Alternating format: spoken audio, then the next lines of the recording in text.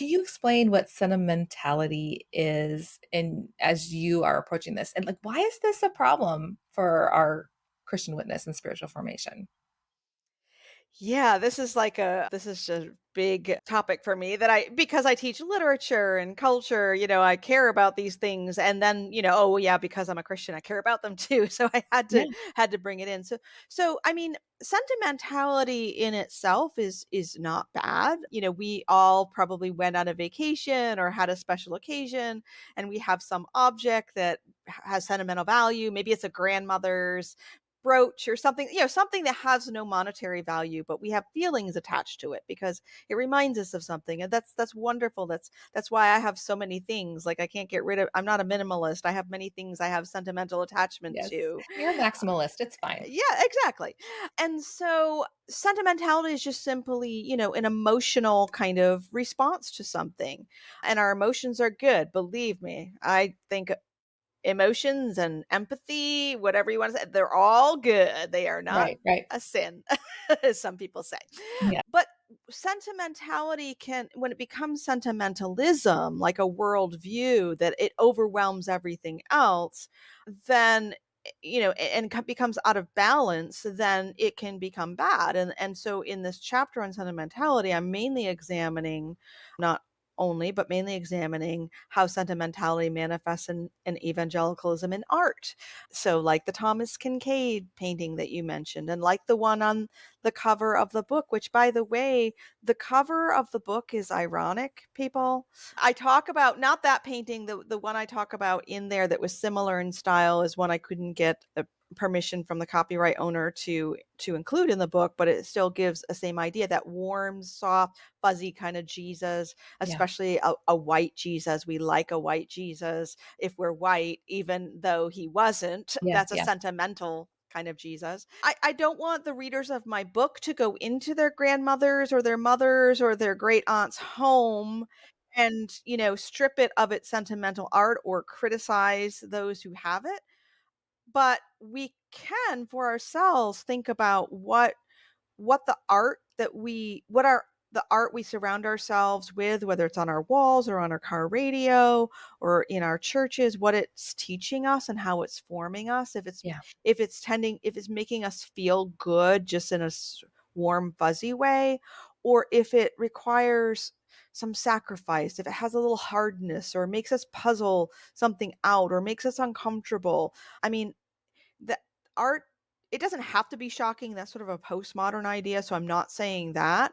But, you know, it should be something that reminds us of the human who made it and our human experience, as well as pointing to the good, true, and the beautiful.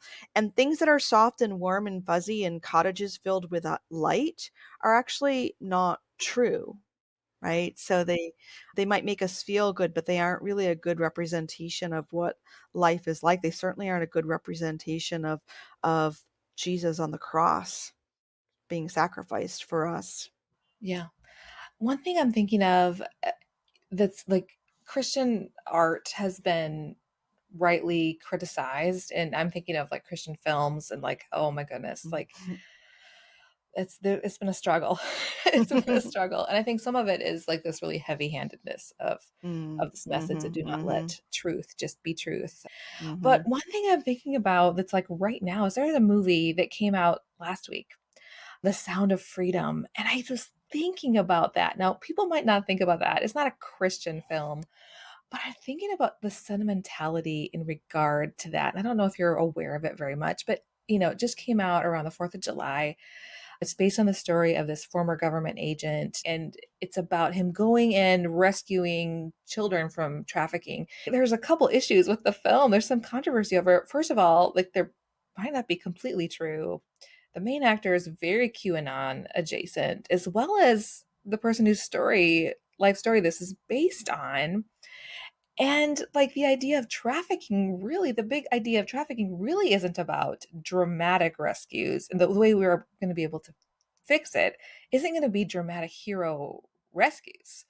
And it's not really a big, I mean, while there are children that are kidnapped, that absolutely happens. That's not the big Mhm. issue when it comes to trafficking. And I'm just wondering, like, as you said, when we everybody's, posting on my Facebook saying, "Go see this movie. It's so wonderful. It'll change you." Like, and I'm wondering, like you say, you're afraid with sentimentality that it reinforces rather than refines your beliefs. Any thoughts on that? Yeah, I mean, so I'm aware of that film. I haven't seen it, so I'm going to make some observations, about this type of Sure. thing, Yeah. which may not apply to this film. But you're pointing to a really good and kind of a hard example because it's so hard to be critical of these things that are kind of like doing good work. But this is what I would say about that. We do, again, part of it is being human. We do like our romances. And when I say, I'm talking about a capital R romance, our not just the things that we see in Hallmark movies, which if you watch them, that's another kind and that fits in the category.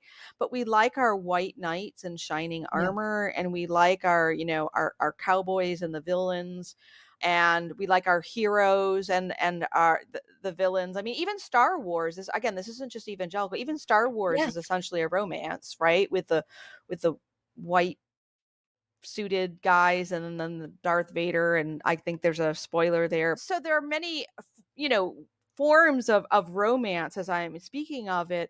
And again, it's it can I love stories, so I'm not dismissing the power of those stories, but we have to recognize them for what they are. We have to recognize that they're myths, they're legends, they're romances. They aren't realistic.